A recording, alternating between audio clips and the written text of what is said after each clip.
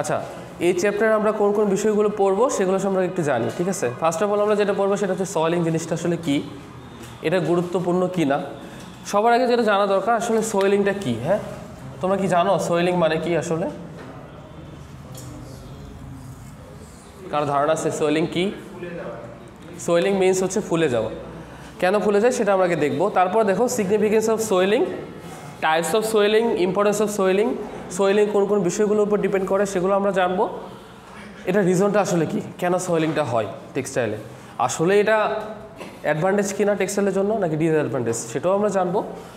তারপরে কিছু এক্সাম্পল দিয়ে আছে, পলিস্টার দেখবা যে পলিস্টারের হিসেবে মোর ওরিয়েন্টেড, এটা বেশি হচ্ছে সয়েলিং প্রপার্টি শো করে, কেন করে তার রিজনগুলো আমরা জানার চেষ্টা করব। এগুলো সম্পর্কে মোটামুটি আমরা জানবো, ঠিক আছে। সো এই চ্যাপ্টারটা তোমাদের জন্য খুব গুরুত্বপূর্ণ, কারণ মিড পরীক্ষায় এখান থেকে একসেট কোশ্চেন পরীক্ষায় থাকবে। ক্লিয়ার? এখন আসো সয়েলিং কি আসলে। সয়েলিংটা হচ্ছে যখন কোনো একটা ফাইবার পানি অ্যাবজর্ব করে। এখন কথা হচ্ছে কি বললাম, কোনো একটা ফাইবার ওয়াটার কি করে, অ্যাবজর্ব করে। ফাইবার সবথেকে গুরুত্বপূর্ণ যে বিষয়টা সেটা হচ্ছে এখানে একটা জিনিস আসছে, সেটা হচ্ছে অ্যাবজর্ব অথবা অ্যাবজর্বেন্সি। অ্যাবজর্বেন্সি, এখন প্রশ্ন করতে পারো স্যার আসলে অ্যাবজর্বেন্সি জিনিসটা কি? জানো তো অ্যাবজর্বেন্সি আসলে কি? অর্থাৎ কোনো একটা ডাইস কতটুকু ফাইবারের মধ্যে প্রবেশ করবে সেটাকে বলা হয় অ্যাবজর্বেন্সি। কোনো একটা ফাইবারের অ্যাবজর্বেন্সি যত ভালো তার ডাইটেক প্রপার্টিস তত ভালো। কি বললাম? কোনো একটা ফাইবারের অ্যাবজর্বেন্সি যত ভালো সেটা ডাইটেক কি প্রপার্টিস তত ভালো। তার রিজনটা হচ্ছে ডাইটেক বলতে বোঝানো হচ্ছে ডাই গ্রহণ করা। ডাই গ্রহণ করা অর্থাৎ ডাইস এবং ফাইবারের মধ্যে তো আকর্ষণ হয়, ডাইস এবং ফাইবারের মধ্যে আকর্ষণ হয় না? তো এখন ধরো অ্যাবজর্বেন্সি মিনস যে কোনো একটা ফাইবার কতটুকু ডাইস অ্যাবজর্ব করবে। কোনো একটা ফাইবারের যদি অ্যাবজর্বেন্সি ভালো না হয় সেটা তো ডাইস গ্রহণ করতে পারবে না। এজন্য অ্যাবজর্বেন্সি খুবই গুরুত্বপূর্ণ একটা বিষয়। এখন এখানে দেখো সোয়েলিং কাকে বলছি সেটা হচ্ছে দেখো কোনো একটা ফাইবার যখন পানি কি করে, অ্যাবজর্ব করে, তখন তার কি হয়, ডাইমেনশনালি পরিবর্তন হয়। কি হয়? ডাইমেনশনালি চেঞ্জ হয়। ডাইমেনশনালি চেঞ্জ হয়। তার আগে একটা এক্সাম্পল দিই। এক্সাম্পলটা হচ্ছে আমরা তো রেইনকোট চিনি সবাই, তাই না? রেইনকোট আসলে কি হয়? রেইনকোটে পানিগুলো ভিতরে কিন্তু প্রবেশ করে না। এটাকে বলা হয় ওয়াটারপ্রুফ ফেব্রিক। কি বলা হয়? ওয়াটারপ্রুফ। এটাকে বলা হয় ওয়াটারপ্রুফ ফেব্রিক, ঠিক আছে।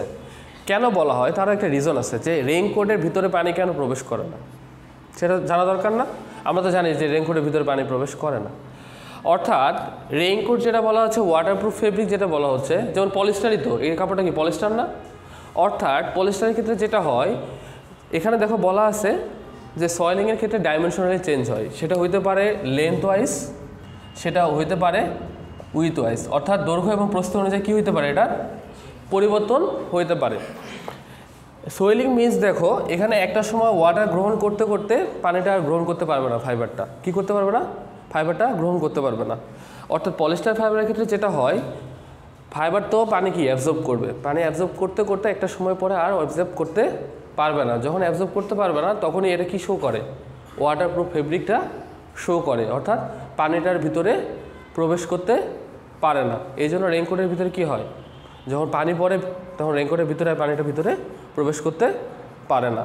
কারণ এটা কি হয়, পলিস্টারটা সবথেকে বেশি সয়েলিং প্রপার্টিস শো করে। এই জিনিসটা একটু পরে আমরা দেখবো আর কি। হ্যাঁ, এখন আসো যে ডিফাইন সয়েলিং যদি প্রশ্নটা আসে তাহলে তুমি কি বলবা।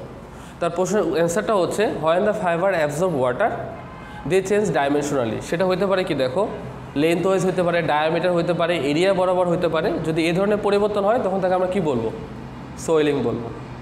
বোঝা গেছে কি বললাম? মানে হচ্ছে কোনো একটা সোজা কথায় কোনো একটা ফাইবার পানি গ্রহণ করবে, পানি গ্রহণ করার ফলে এটা হচ্ছে কি ডাইমেনশনালি পরিবর্তন হবে। সেটা লেন্থ ওয়াইজ হতে পারে, উইথ ওয়াইজ হতে পারে, এক্সিয়াল বরাবর হতে পারে। যদি এরকম হয় তখন তাকে আমরা কি বলবো, সয়েলিং বলবো। ক্লিয়ার? সেই কথাটাই বলা আছে। এখন তোমার সয়েলিংটা কীভাবে বের করবে এটার একটা সূত্র দেওয়া আছে। দেখো কি বলা আছে, দেখো এটা কিন্তু লাগবে। সয়েলিং বের করার সূত্র কি দেখো, সয়েল এন্ড ডাইমেনশন মাইনাস কী দিয়েছে বলো তো? ডাইমেনশন, তাই না? ডিভাইডেড বাই, সবার মন খারাপ নাকি? হ্যাঁ, ও আচ্ছা, ডাইমেনশন ইন্টু 100%। ডাইমেনশনটা কি আসলে? ডাই মানে কি? শুকানো অবস্থায়, অর্থাৎ সয়েলেন যেটা হলো, সয়েলেন মানে কি? পানিটা গ্রহণ করবে, তাই না? পানি গ্রহণ করার পরে একটা কি শু করবে, ডাইমেনশনেতে পরিবর্তন হবে।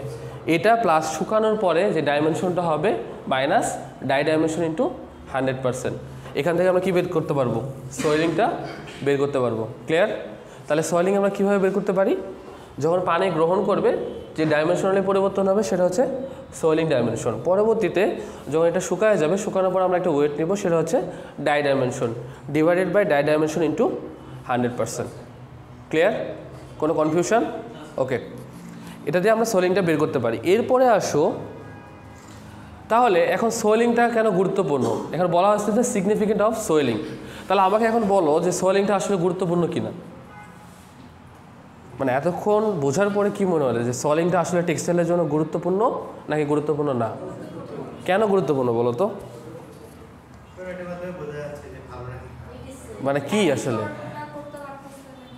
সবথেকে মেইন যে পয়েন্টটা সিগনিফিকেন্ট কেন বলা হচ্ছে, মেইনটা হচ্ছে যে কোনো একটা ফাইবারের অ্যাবজর্বেন্সি এখানে একটা গুরুত্বপূর্ণ বিষয়। কারণ কোনো একটা ফাইবারের অ্যাবজর্বেন্সি যদি ভালো না হয়, সেটার কি হবে? শেড কখনো ভালো হবে না, কারণ এটা সরাসরি ডাইংয়ের সঙ্গে রিলেটেড।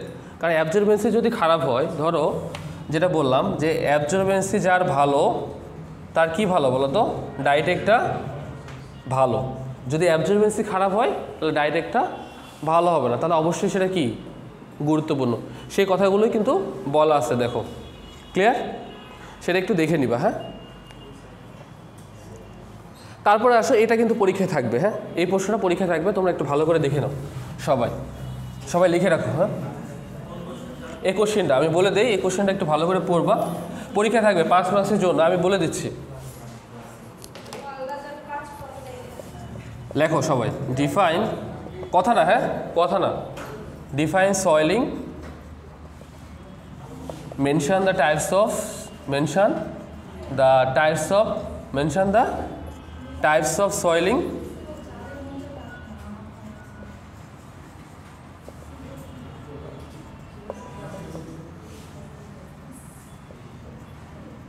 with mathematical expression। এভাবে প্রশ্নটা পরীক্ষায় থাকবে। হ্যাঁ, যদি তোমাদের পরীক্ষায় থাকে ডিফাইন সয়েলিং, সয়েলিংটা আসলে কি, mention the types of swelling with mathematical expression. কোশ্চেনটা তুলে নাও, তারপর আমরা টাইপস আলোচনা করব। Clear? Define swelling, mention the types of swelling with mathematical expression. খুবই ইজি একটা জিনিস, একটা পারলে সব কিছু পারবো আর কি। হ্যাঁ,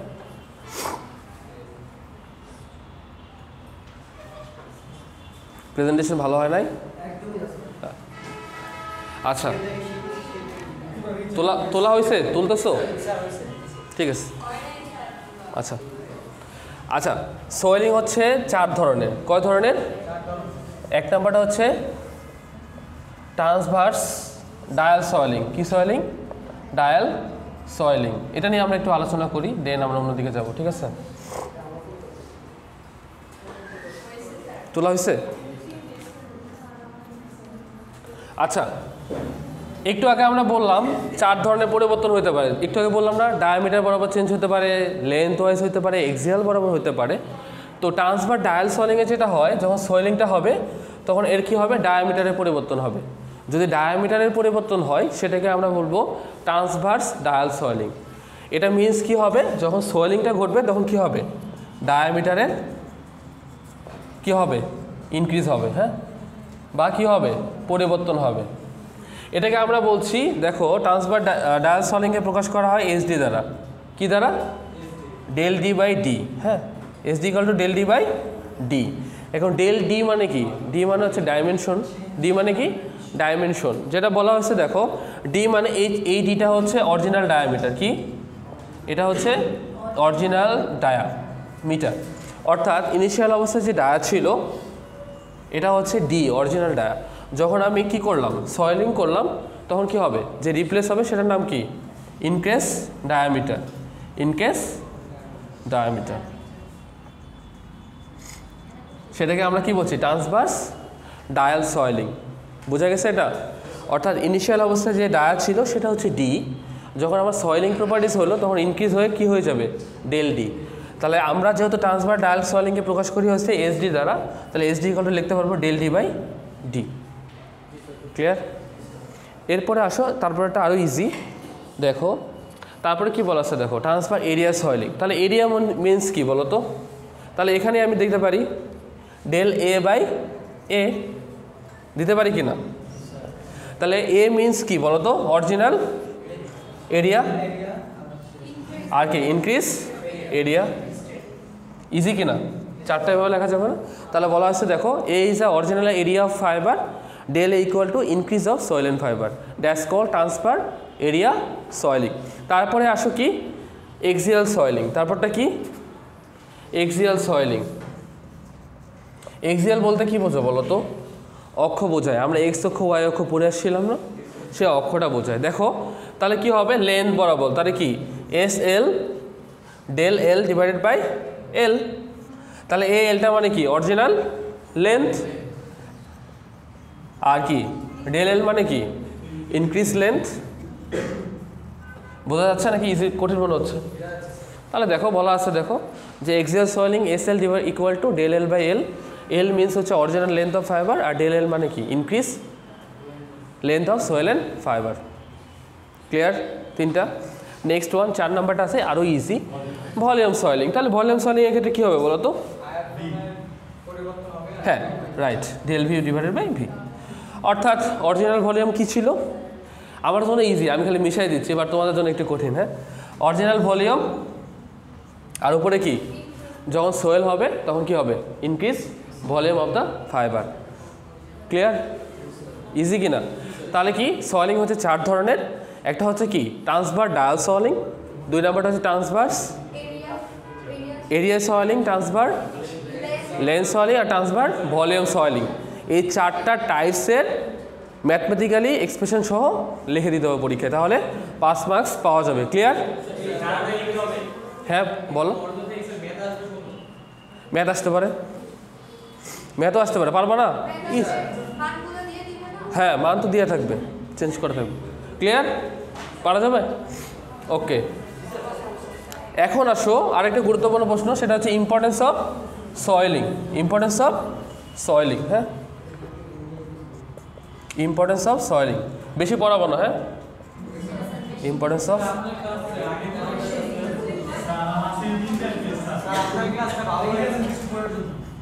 আচ্ছা স্বাভাবিক স্বাভাবিক, এটা আসলে লাস্ট টাইমে ঠিক আছে, একটু হেল্প করতে হবে। বেশি ক্লাস নেব না, শেষ করে দেবো।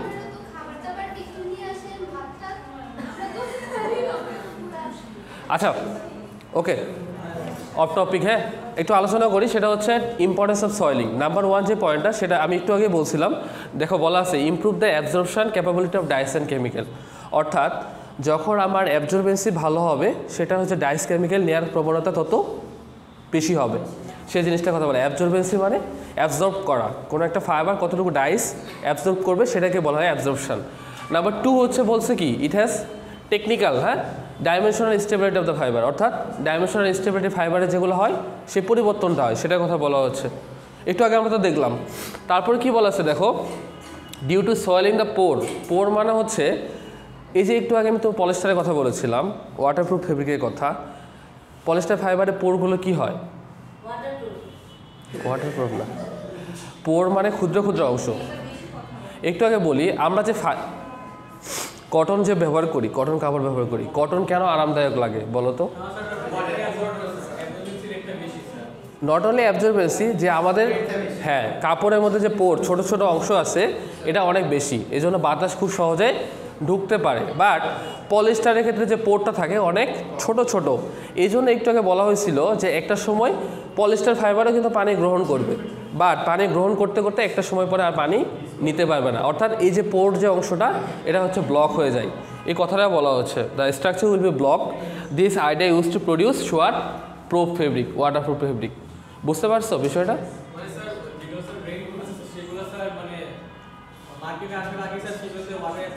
হ্যাঁ হ্যাঁ হ্যাঁ হ্যাঁ হ্যাঁ হ্যাঁ। আর সবচেয়ে বড় কথা মনে রাখবা, কটন ফাইবারের ক্ষেত্রে পোর যে অংশগুলো থাকে, পোর মানে ক্ষুদ্র ক্ষুদ্র অংশ, এই অংশগুলো অনেক ফাঁকা ফাঁকা থাকে কটনের ক্ষেত্রে। এই জন্য খুব সহজে কি বাতাস প্রবেশ করতে পারে, পানি ভিতরে প্রবেশ করতে পারে। বাট পলিস্টারের ক্ষেত্রে এই পোর অংশটা অনেক ছোট, মানে ছোট বলতে পানি অ্যাবজর্ব করতে পারে বাট অতিরিক্ত পরিমাণে নিতে পারে না, মানে একটা সময় পর ব্লক হয়ে যায়। যখনই ব্লক হবে তখনই তার পানি নিতে পারবে না, তখনই আর ভিতরে প্রবেশ করে না পানি। না না, রিলিজ হবে না, ফিক্সড। ঠিক আছে, এই জন্য তো রেইনকোট আমরা পরি কেন? পানি যেন প্রবেশ না করতে পারে। বোঝা গেছে যে রেইনকোটে কেন পানির ভিতরে প্রবেশ করতে পারে না? ঠিক আছে, ডান। তারপর দেখো improve fastness of diet materials, অর্থাৎ যার যত অ্যাবজর্বেন্সি ভালো তার ফাস্টনেস তত ভালো। ফাস্টনেস বলতে মিনস কি বলতো? অর্থাৎ আমরা যে কালারগুলো ব্যবহার করি, দুই ধরনের কালার চেঞ্জ হয়, একটা হচ্ছে কালার চেঞ্জ আর হচ্ছে কালার স্টেইন, দুইটা কথা। হ্যাঁ, অর্থাৎ আমরা যে কাপড়গুলো পরি সে কাপড়ে যদি অ্যাবজর্বেন্সি ভালো হয় সে ডাইসগুলো খুব ভালোভাবে লেগে যাবে। বাট অ্যাবজর্বেন্সি যদি ভালো না হয়, মাঝে মাঝে দেখবা কাপড় পরার পরে কাপড় ওয়াশ করলে সে কাপড়ের রং উঠে যায়। ঠিক আছে, সো এটা একটা ভালো যে এর ফাস্টনেসটা অনেক ভালো। যদি সোয়েলিং প্রপার্টিস ভালো হয় তাহলে ফাস্টনেসটা ভালো হবে। এলাস্টিক প্রপার্টিস চেঞ্জ, অবশ্যই এলাস্টিক মানে কি বলছিলাম? এলাস্টিক প্রপার্টিস বলতে কোনগুলো বোঝানো হয়? টান দিলে কি লম্বা হয়, আবার পূর্বাবস্থায় ফিরে আসে, এটাও চেঞ্জ হয়। যেহেতু কারণ কি বলতো, কোনো একটা ফাইবার একটা সুপ্ত অবস্থা আছে, যখন পানি গ্রহণ করবে তখন কি পরিবর্তন হচ্ছে না, ডাইমেনশনালি চেঞ্জ হয়ে যাচ্ছে, সেই কথাটা বলা হচ্ছে। আর একটা জিনিস বলা হচ্ছে স্ট্যাটিক ইলেকট্রিসিটি ইজ রিডিউস। এটা হচ্ছে খুব গুরুত্বপূর্ণ পয়েন্ট। তোমাদের আমি বলছিলাম যে স্ট্যাটিক ইলেকট্রিসিটি কি বলতো, কেউ কি বলতে পারো?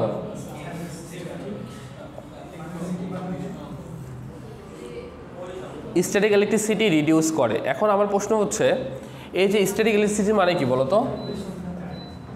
স্থির বিদ্যুৎ, স্থির বিদ্যুৎ না, বা স্থির তড়িৎ। এখন বলা হয়েছে যে রিডিউস করে। আসলে রিডিউস করলে ভালো নাকি ইনক্রিজ হলে ভালো? রিডিউস করলে ভালো। কেন বলো তো? না, তোমার উত্তর সঠিক, এটা জানা দরকার। এই কথা না, খুব গুরুত্বপূর্ণ একটা প্রশ্ন, এটা উল্টায় একটু কোশ্চেন করলে আর বুঝতে পারবে না, স্যার ক্লাসে পড়ায় নাই। এখানে বলা আছে স্ট্যাটিক ইলেকট্রিসিটি রিডিউস করে। এখন কথা হচ্ছে রিডিউস করা ভালো নাকি বেশি হইলে ভালো স্ট্যাটিক ইলেকট্রিসিটিটা? আচ্ছা, মনে রাখবা আজকে থেকে, সেটা হচ্ছে টেক্সটাইলের জন্য স্ট্যাটিক ইলেকট্রিসিটি সবসময় রিডিউস করা প্রয়োজন। কেন প্রয়োজন? স্ট্যাটিক ইলেকট্রিসিটিটা সবসময় কী করে? ফ্রিকশন প্রডিউস করে। কি করে? ফ্রিকশন প্রডিউস করে, ফ্রিকশন প্রডিউস করে। এখন যখন একটা মেশিন যখন কন্টিনিউয়াস 24 আওয়ার্স চলতে থাকে, যখন ফ্রিকশন যখন বাড়বে, ধরো একটা ইয়ানের ফ্যাক্টরি, সুতাটা যখন কন্টিনিউয়াস চলতে থাকে তখন সুতারের মধ্যে কি ফ্রিকশনের সৃষ্টি হয়। যদি ফ্রিকশন হয় সুতাটা কী হবে? ছিঁড়ে যাবে। সুতার যদি ফ্রিকশন হয় সুতা কী হবে? ছিঁড়ে যাবে। যদি সুতা যদি ছিঁড়ে যাওয়ার প্রবণতা বেশি হয়, সেই সুতার স্ট্রেন্থ কি অনেক কম। ধরো তুমি যখন সুইং করতে যাবা সুতা কী হয়ে যাবে? ছিঁড়ে যাবে, তখন কি প্রোডাকশন অনেক কম হবে। সো এই জন্য মনে রাখতে হবে যে স্ট্যাটিক ইলেকট্রিসিটিটা টেক্সটাইলের জন্য সবসময় রিডিউস করতে হবে। যদি আমি রিডিউস না করতে পারি, ফ্রিকশনের পরিমাণটা অনেক বাড়বে। যদি ফ্রিকশনের পরিমাণটা বেড়ে যায় তাহলে ইয়ার্ন, ফাইবার বলো, ফেব্রিক বলো, সবজনের জন্য কি ক্ষতিকর। এর স্ট্রেন্থটা অনেক কমে যাবে, দুর্বল হয়ে যাবে। সবসময় মনে রাখতে হবে, এই জন্য স্ট্যাটিক ইলেকট্রিসিটিটা কমানো দরকার। ক্লিয়ার? এটা হচ্ছে ইম্পর্টেন্স। তাহলে যদি পরীক্ষা আসে write down the importance of swelling, write down the importance of swelling, তাহলে পারা যাবে। তাহলে 1 নাম্বারটা বলবা যে অ্যাবজর্বেন্সি ভালো হয়, 2 নাম্বারটা কি ডাইস অ্যান্ড কেমিক্যাল অ্যাবজর্বেন্সি ভালো, 3 নাম্বারটা কী বলতে পারো স্ট্যাটিক ইলেকট্রিসিটিটা কমায় দেয়, 4 নাম্বারটা বলতে পারো ডাইমেনশনালি চেঞ্জ হয়, 5 নাম্বার কী বলতে পারবা যে এটা একটা সময় কি ব্লক হয়ে যায়। যদি ব্লক হয় তখন কি হয়? ওয়াটারপ্রুফ ফেব্রিক শো করে। ক্লিয়ার? ঠিক আছে, এটা পরে আজকে আমরা শেষ করব। হ্যাঁ, আজকে লাস্ট টপিক, সেটা হচ্ছে the rates of swelling depends on, যে সোয়েলিংগুলো কোন কোন বিষয়ের উপরে ডিপেন্ড করে। হ্যাঁ, এটা পরে আমরা আজকে শেষ করে দেব। নাম্বার 1 যেটা দেখো বলা আছে size and form of the sample. Size and form of the sample, সেটা হতে পারে কি ফাইবার হতে পারে, সেটা ইয়ার্ন হতে পারে, অথবা ফেব্রিক হইতে পারে। কারণ কি বলতো, ধরো কটন ফাইবার একরকম, পলিস্টার ফাইবার আরেক রকম। কারণ কটন ফাইবার একরকম পোর শো করে, পলিস্টার ফাইবার আরেক রকম পোর শো করে। এই জন্য কিন্তু কটন ফাইবার কি সবথেকে বেশি কমফোর্ট, আমরা বারবার যে বলি কটন কাপড় পরি 100% কটন, তাই না? কিন্তু আসলে কি 100% কটন? এগুলো কি আসলে? সেই মিক্সগুলোকে কি বলা হয় টেক্সটাইলের ভাষায়? হ্যাঁ, কম্পোজিট। এগুলোকে বলা হয় ব্লেন্ড ফেব্রিক। হ্যাঁ, ব্লেন্ড কি বলা হয়? Blend fabric. কারণ হচ্ছে কি, এটার সাথে সবসময় কী থাকতে পারে, হয় সেটা পিসি হবে, না হয় কী হবে, সিবিসি হবে। হয় সেটা কী হবে, পিসি হবে, না হলে সিবিসি হবে। কারণ কি বলো, পিসি মিনস হচ্ছে পলিস্টার কটন, মানে এখানে কটনে থাকতে পারে, পলিস্টারে থাকতে পারে। আরেকটা বলছি হচ্ছে এই যে এটার ক্ষেত্রে কার পরিমাণ বেশি বলছিলাম?